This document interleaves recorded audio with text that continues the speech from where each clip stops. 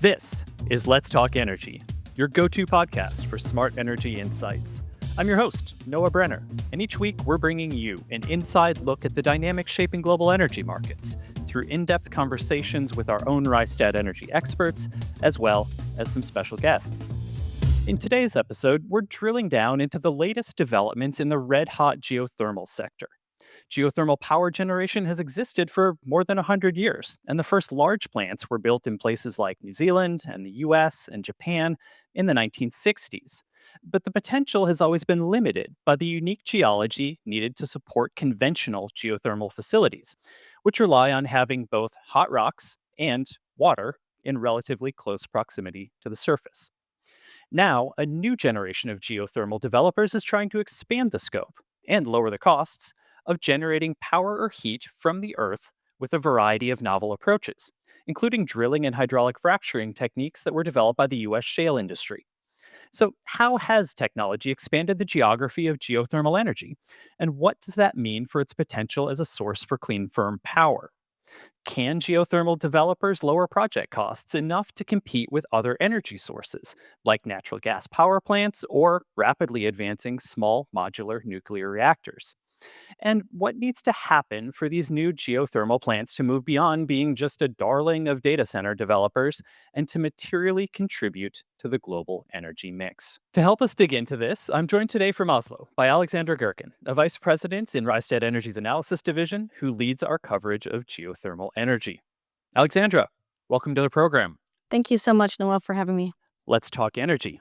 I've got a laundry list of questions about technology and policy and costs, and we'll get to all those. But you're just back from the country with what I believe is the highest per capita geothermal power use in the world, and a place that I've been desperate to visit for years, Iceland. Give us a couple quick takeaways from your trip. I mean, what did you see and what struck you there? It's a beautiful country, but not from its landscape only. But as you said, it's a very energy rich country.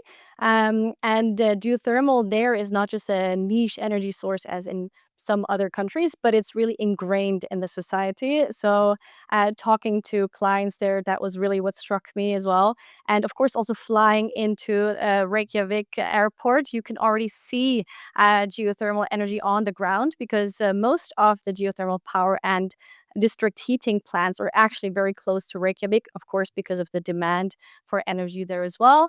And it was really funny to see also that, I've had prepared a slide about the geothermal energy market in Iceland and how the newest power plant called Svartsengi Unit 7 was successfully commissioned, albeit having sort of a volcanic activity close by. And I saw the volcano next to the power plant. I saw both, and it was just super cool to actually see what I was talking about then in the client meetings later on. So yeah, it's definitely worth a trip for energy nerds or enthusiasts. And yeah, people are fantastic there as well, super friendly folks there. Well, hopefully I can make it there soon. It's really interesting that image of the volcano that you mentioned, because that's really what a lot of people associate with geothermal and has been associated with conventional geothermal development. But we're here to talk about some of these advanced geothermal techniques, and there have been some really important developments that are generating a lot of excitement. So, without getting, I guess, too into the weeds, how is modern geothermal different from what we've built so far? I mean, what's new that's driving kind of this excitement that we're seeing? Conventional or so-called hydrothermal geothermal plants work very simply said. You have aquifer in the subsurface area or underground, and you drill a well down there to access this hot steam, for example, or hot water, and then you bring that up to the surface for district heating or so-called direct use, or use it for spinning a turbine, let's say, very simply said, for power generation. And of course, this limits quite a bit on where you can have these geothermal applications because typically you would have these sort of sites around the ring of fire. So, in terms of geothermal power capacity, we're looking at New Zealand. We have quite a bit of activity in Japan, lots of it in Indonesia, Philippines, and sort of the west coast of the Americas, especially the US, where we have this sort of subsurface ideal locations for conventional geothermal energy. The new technologies, which are called AGS and EGS, EGS stands for Enhanced Geothermal Systems, AGS stands for Advanced Geothermal Systems. So for EGS, for example, we are looking at fracking hot, dry rock. So you don't need this aquifer anymore, which is quite a limiting factor because you don't have these very sort of special locations everywhere. So you just need sort of hot, dry rock, and then you drill down there, frack it open to increase the subsurface area, and then circulate water through it, so to say, and to produce water through the steam production then. So that, of course, helps a lot with decreasing this site dependency, that is currently one of the largest issues with conventional geothermal systems, quite a bit. And then we're looking at AGS, so that is Advanced Geothermal Systems, where you're basically drilling a U-shaped formation, and you're running a pipe through that and circulating water to heat it up through this dry, hot rock. And then again, use it for direct use, that the hot water is coming out, or to spin a turbine through the power steam generation, so to say. Well, I mean, I guess what I'm wondering, does this mean that geothermal can work anywhere? It does not mean that it can work anywhere. You still need the sort of high geothermal gradient or hot rock, so to say. But it does increase the potential quite a bit. So, for example, in the US, there have been sort of, or let's say, most of the lower hanging fruits, which is conventional geothermal, or the best spots, have been picked, so to say. So, this is also why geothermal capacity growth in the US has not grown as much as of late. But through EGS, again, this is sort of very useful with using the shale well environment, which is inherently existing in the US, and the knowledge there as well, that is really driving EGS in the US. We can see that this is able to expand the capacity quite a bit in the next few years. This decrease in site dependency in the US. But again, yeah, you need dry, hot rock in the closer vicinity to the surface. So we're mostly talking about the maximum of 5 kilometers depth, and most wells are around 2 to 3 kilometers deep. And of course, the deeper you drill, the more expensive it will get. And it's not a linear sort of correlation, unfortunately. It's sort of an exponential curve. So if it's getting very deep, you will have higher costs per meter, so to say. So it has to be close to the surface, ideally, and at least 70 to 100 degrees Celsius in the subsurface. That increases the potential in existing geothermal markets quite a bit, but of course also has the potential of increasing it in some newer markets as well. It seems like in the US, when we talk about geothermal development, we're often talking about power generation. While in Europe, when I read about geothermal development, it's often for heating in buildings, so-called district heat types of uses. And so, kind of, what's the difference? And do we see this enhanced geothermal or these new technologies being applicable, I guess, across both of these kind of uses, or maybe is one more apt for one and one for another? In the US, it is sort of a home run there because, again, we have the shale well industry really driving this fracking technology, which is inherent in EGS. So we have the sort of technical expertise and know-how in the US there locally. In the US, we have these very high geothermal gradients. So you have typically temperatures in the subsurface, again, around 4 kilometers depth, where we're looking at 150 to 200 degrees Celsius, which is definitely needed to have good economics for geothermal power plants. While for Europe, for example, in Germany, we're looking at around 70 to 130 degrees Celsius. And this is, you need much higher temperatures to have very good economics for geothermal power plants. So this is sort of why mainly the temperature difference between US and Europe This is the main reason why we're seeing more of a direct use or district heating play in Europe compared to, for example, the US. Another point I would like to highlight is grid infrastructure, because in the US we have extremely set sort of isolated power or bidding zones. For example, ERCOT in Texas is its own bidding zone and is not that much connected to other bidding zones or states in the US, similar to PGM, for example, which is on the East Coast. So they're sort of isolated units which have to play by itself or be sort of self-sufficient, where you really need this base load power that, for example, geothermal can provide in certain states in the US, whereas Europe is very, very interconnected on average. Also, another factor is that for heating wise, in the US, gas is very cheap compared to other regions, such as, for example, Europe, where lots of gas is imported from, for example, still Russia or US LNG. And that, of course, drives up the cost for heating, where gas is really predominantly used. So, from a sort of geopolitical standpoint and cost perspective, really trying to decarbonize district heating networks is a good play in terms of trying to drive down heating costs as well, and the dependency on importing gas from other countries. Let's dig into the numbers a little bit on these costs and the competitiveness of geothermal against other sources of energy.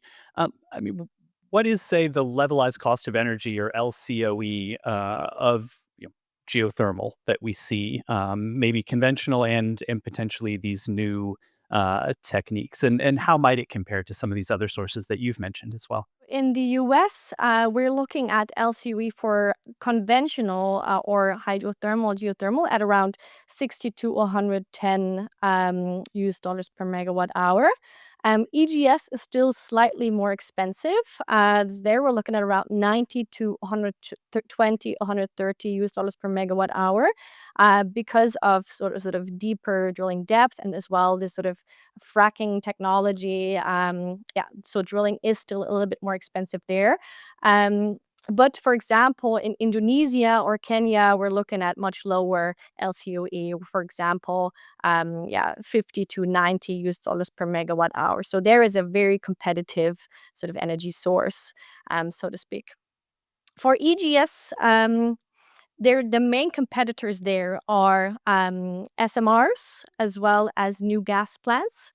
And for CCGT or new gas plants, that to say we're looking at around 60 to 150 US dollars per megawatt hour, and SMRs similarly around 60 to 150. Basically, new tech like EGS or conventional geothermal are smack in the middle of that price range as well. So it is quite competitive with new built base load other powers. I mean, of course, solar and batteries may, in certain areas, like for example, the south of US, like Texas, be cheaper, but it's not base load, so it's not entirely comparable to geothermal power. But yeah, looking at the main competitors, so to say, CCGT and SMRs, we can see that price wise or cost wise, it is quite comparable. SMRs, of course, are sort of, yeah, this is without looking at permitting and, yeah, other sort of environmental risks, etc. This is just looking at cost, and yeah, SMRs, of course, there might maybe a different story than which we might look at later as well. What about, I mean, wind and solar, so variable renewables, but as well shale drilling, both displayed pretty steep cost declines. I mean, for variable renewables, it was kind of exponentially down, and for shale drilling, maybe more linear. But both of these were able to, through modularization and through iteration, lower their costs. Can geothermal follow a cost curve like a wind and solar or like a shale, as these technologies mature? We can sort of distinguish this question within 2 points, sort of looking at surface capex and then subsurface capex. So subsurface capex plays a massive or quite a big role in sort of project economics for geothermal. it is around 40 to 50% of the entire capex or sort of investment that is needed. So it is a substantial part of the economics of a geothermal power plant, especially. So any developments there may impact geothermal economics quite a bit. And with EGS, for example, or Fervo's Cape Station plant, we have seen drilling speeds been increased quite a bit. And they have sort of record-breaking drilling speeds, and yeah, every month there was new news about that. And the main developments here were that they have picked up the newest learnings or techniques from the shale well industry. For example, the use of advanced PDC bits, which are drilling bits, to drill faster through the very hard rock. They have used different mud coolers, they have used advanced data analytics or AI models to improve their drilling. So they have sort of applied these new best practices and have seen major successes in terms of drilling speed, which is able to improve project economics quite a bit. We are also seeing that there, of course, EGS is still a relatively niche energy source in terms of the geothermal sector.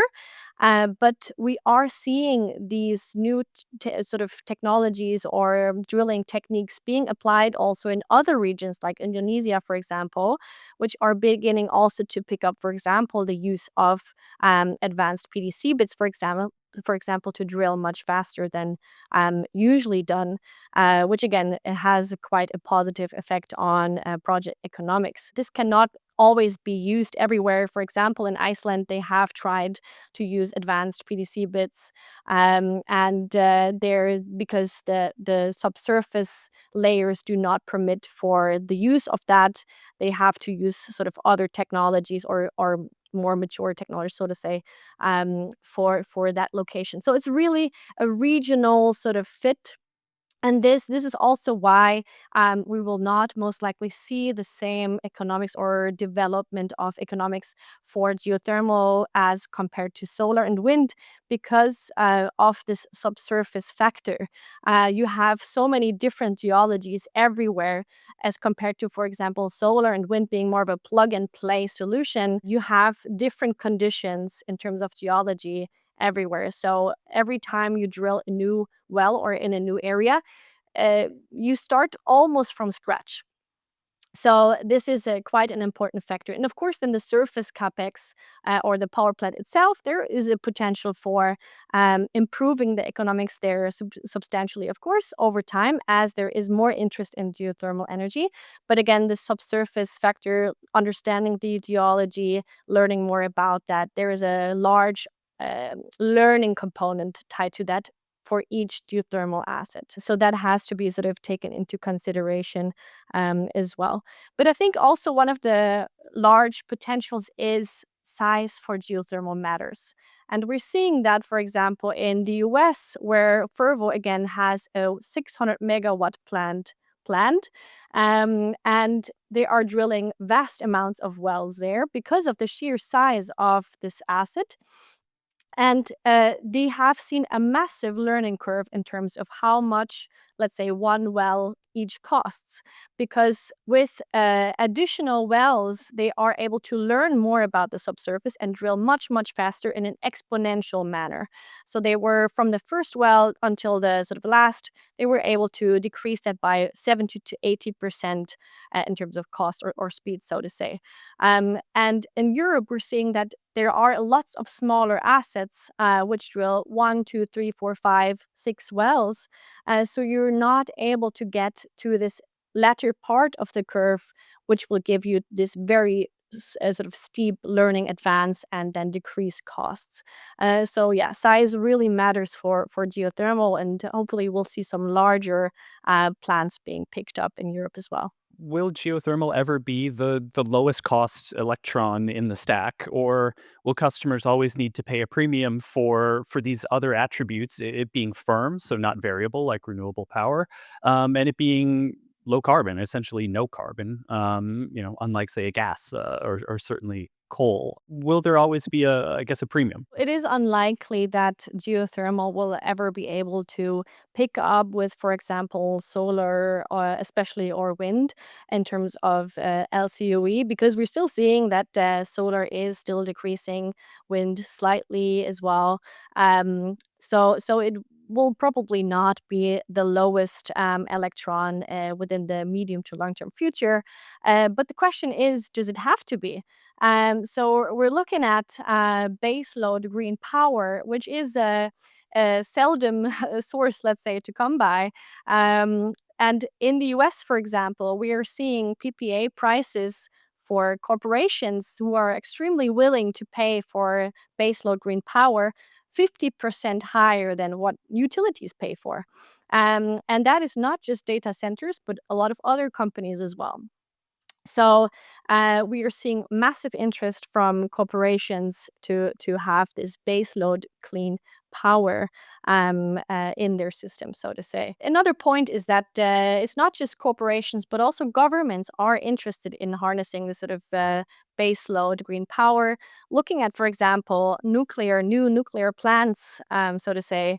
We have plants in UK coming up who have been delayed massively, but the government has invested loads of subsidies into these plans. So governments are also very willing to pay for base load power.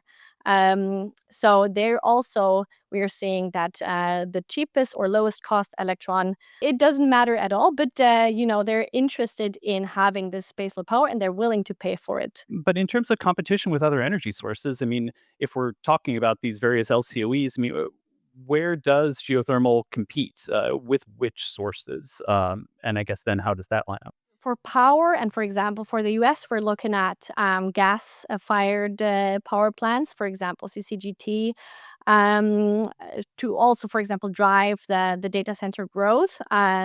Because for geothermal, we have clean baseload power, and the baseload point here is really the main aspect of it. So it's mainly gas, but also SMR or nuclear, new built nuclear, which is the main competitor for geothermal. In other regions, for example, APAC, again, Indonesia is a really large geothermal player, currently the second largest in installed capacity for power generation, but will probably overtake the US very soon in that, being the number one then. But here we're looking at sort of coal fired power production that can be a competitor to geothermal. And here is similar to the US. We have really the need for baseload power because you have these islands everywhere and they have to be self-sufficient in terms of power production. So this is also why we're seeing the Indonesian government heavily interested and invested into geothermal energy to drive the baseload power production on all of these different islands. And it's also interesting to see that they have a different feed-in tariff scheme for all of these different islands. So there is a drive to really, push geothermal on all of these islands to make it more attractive for investors to develop projects there, to have this baseload clean power for the decarbonization of many of these islands. For direct use or district heating, especially in Europe, we're looking at gas fired or biomass being the main factors, or coal, so to say, but that may be in the short term or medium term sort of phased out, hopefully. So here we're looking at gas fired and biomass in the district heating sort of energy mixes, which are the main competitors to geothermal. You've mentioned Fervo Energy a number of times. This is a company that was founded in the US, has really pioneered some of these modern drilling and fracturing techniques for the geothermal industry. Raised a lot of capital. I believe they've got an IPO potentially, reportedly, in the offing. Um, but I mean, is capital flowing across the wider space, or I mean, is this a Fervo story, or is this a broader story? And what are some of the other companies, perhaps, that we should have an eye on? As far as now, we have seen Fervo really driving this hype for baseload clean power, especially looking at EGS. So they have fundraised around 1.5 billion US dollars, and There's talks around the IPO reaching around 2 to 3 billion US dollars, which is very substantial for, let's say, a startup which has not been founded a long time ago or has been founded relatively recently. So that is very exciting for Fervo, but also increasing the interest into other startups, which we'll have a look at later on.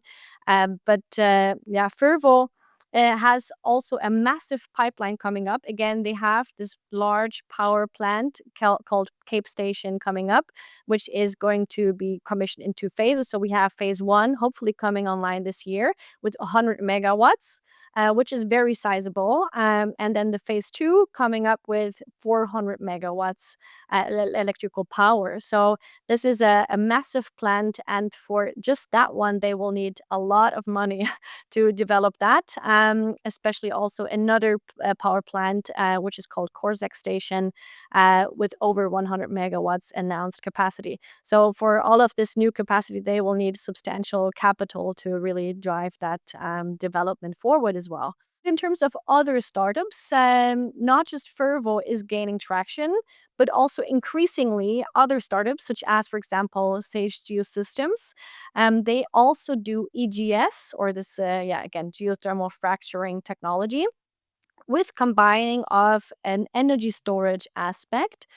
So they pump, I guess, in times of lower power prices, more fluids down into the fractured networks to build up pressure and release it in times of higher power prices, for example, or when the demand is there.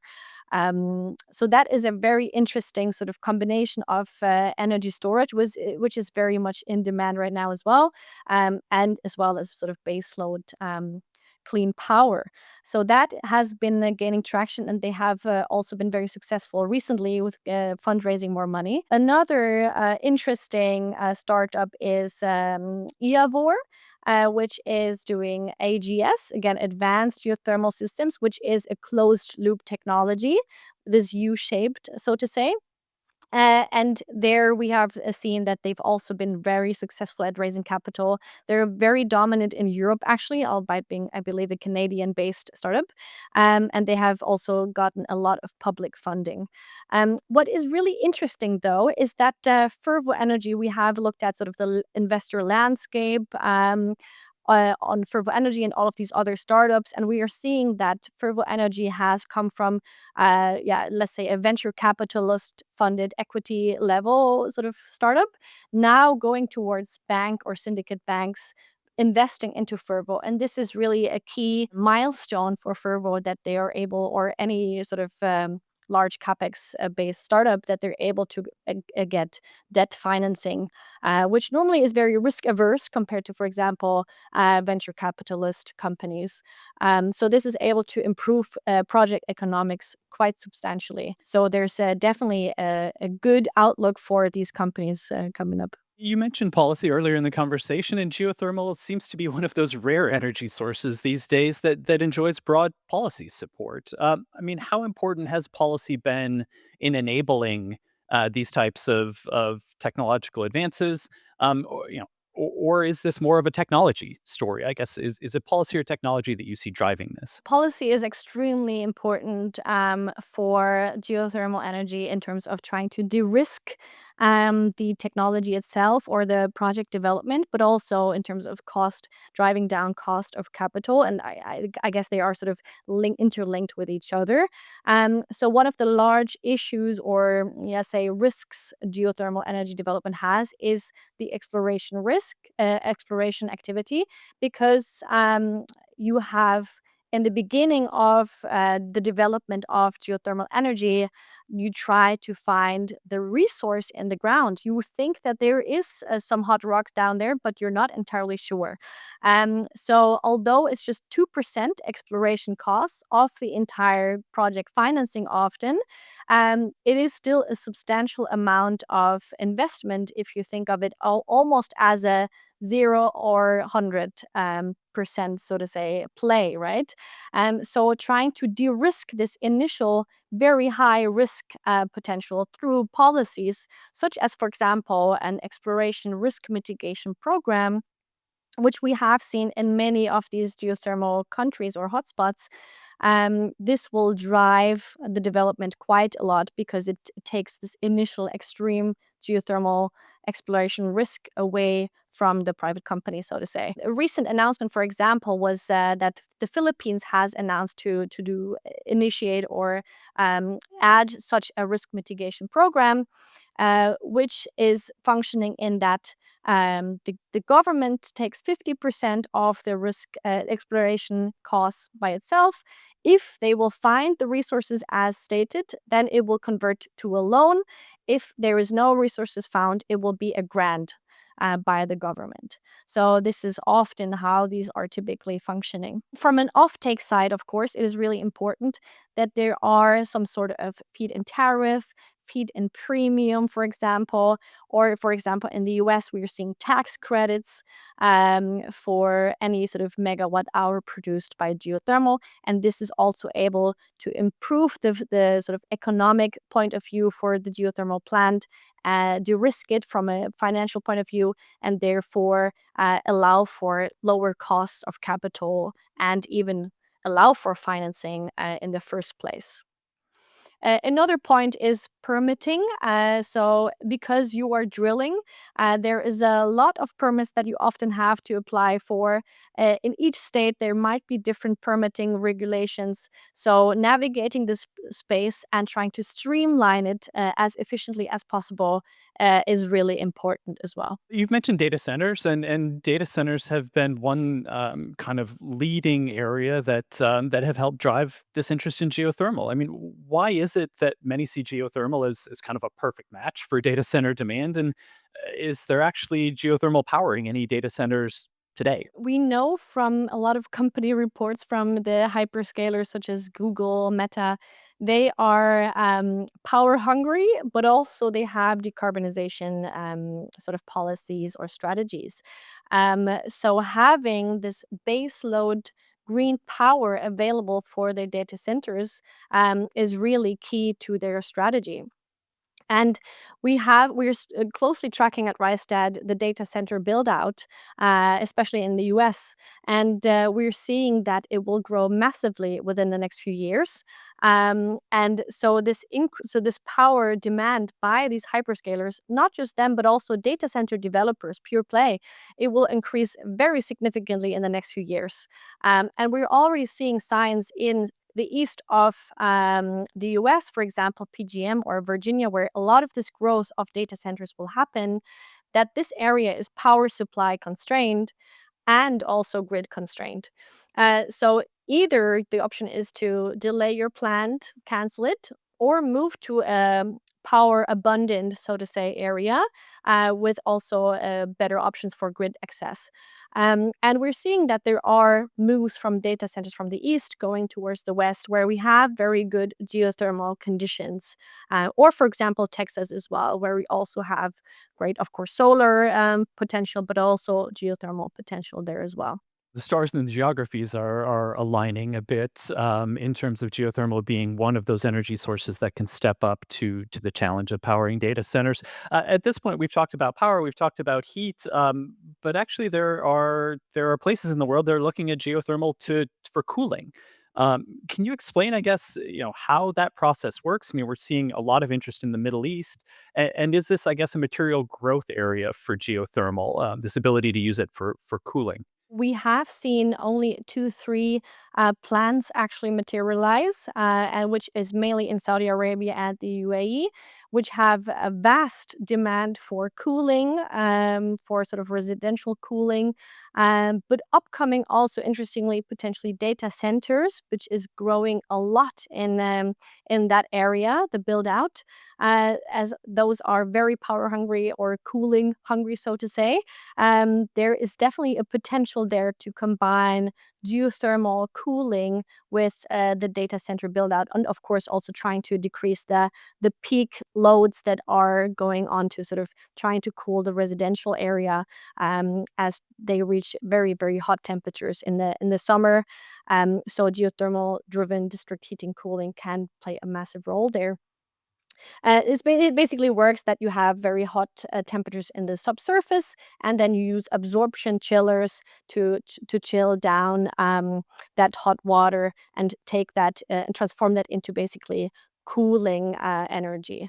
Um, but again, yeah, we need more project announcements to be developed in that region to see further growth. There's vast potential, but do we still have to see it sort of materialize in the project pipeline, so to say? I've got a couple of questions that I want to make sure I get in. And, like cooling, I guess, what are some of the important developments that you're going to be watching, say, let's say this year? I mean, 2026. What are some potential developments you've got your eye on? And then maybe over the next 5 years, kind of, what will you be watching to understand where the industry is going? This year will be actually a very interesting year to watch in terms of geothermal energy, because again, we have Fervo Energy's Cape Station plant, the phase one with its 100 megawatts coming online, hopefully this year.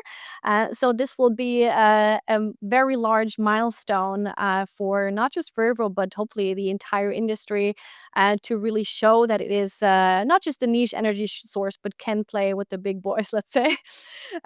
So that will be super interesting. Of course, also the Fervo IPO. It will be very interesting how that sort of develops this year. And similarly in Germany for AGS, what we have talked about, the closed loop systems, there will be a lot of commissionings of those power and district heating plants coming up. In general, we will definitely in the next few years need more players within this sort of modern geothermal technology field. We have already seen, Schlumberger and Ormat sort of announcing their partnership on trying to develop EGS as well. But we will need much more players than just those few that we are seeing in the market currently to drive this vast potential that is underneath our feet, so to say, until in the next few years. The DOE in the US has estimated a potential of 90 gigawatts in 25 for the US. Which is an insane growth. But to reach this, we will need much more players than the few that we're currently seeing. So that will be interesting if we will see concrete plans from these new players within the field. And of course, in the past year, we have seen many new policies and grants being announced in many different countries to drive geothermal energy. But we will see how that sort of impacts the project pipeline in the next few years. Let's just say everything goes right for geothermal developers. Let's say we see the advances, we see the cost decreases, we get a more diverse landscape of players. What's the size of the prize here? I mean, how much power or heat can a successful geothermal industry provide to the world? We estimate at Rise that with around 150 gigawatts for power, geothermal power capacity by 2050, and roughly similarly with district heating. Um, yeah, so those are massive growth drivers, of course. This is just talking about district heating and power. There's other application areas such as balneology, for example, spas and whatnot. Agricultural applications for greenhouses, for example. We see that a lot in Turkey being picked up. So there is a large potential for geothermal to play in power and district heating, and of course also other areas which will need cooling or heating. And of course, it is very important to see that we have geothermal energy, which is a baseload clean power or clean energy source. And to look at the landscape, which is able to offer that, we are running quite thin. So one of the only options here is, of course, as mentioned, nuclear, which is receiving outrageous or vast subsidies by governments these days, with many projects being vastly delayed. So hopefully, investors and governments will see and continue to see interest within this technology. Well, Alexandra, thank you. It's been a fascinating conversation. Thanks for being on the program. Thank you so much, Noah. It was great. Let's recap. New technologies could allow geothermal energy to be developed in more places across the globe, but it will still be dependent on having the right geologic conditions. Both conventional and new geothermal developments can be cost competitive with other sources of energy, particularly as costs come down and companies show a willingness to pay for clean, firm power. This year is shaping up to be a pivotal one for the growing geothermal industry, as we see key commercial plants coming online and a growing number of companies working in the sector. Thanks for listening to Let's Talk Energy. This podcast is a RystadEnergy production, produced by Laura Rodriguez-Skaug and Bora Oak. Check out the show notes for further analysis of the topics we've discussed in the episode, and connect with us on social media. We're at RystadEnergy on all your major platforms. While you're there, leave us a review, hit the subscribe button, and give us a like. You can also keep up to date with us on our website. If you'd like to send us questions or reflect on today's show, or maybe you've got an idea for a new episode, you can email us directly. It's podcast@rystadenergy.com. And most importantly, don't forget to join us next week for more Let's Talk Energy.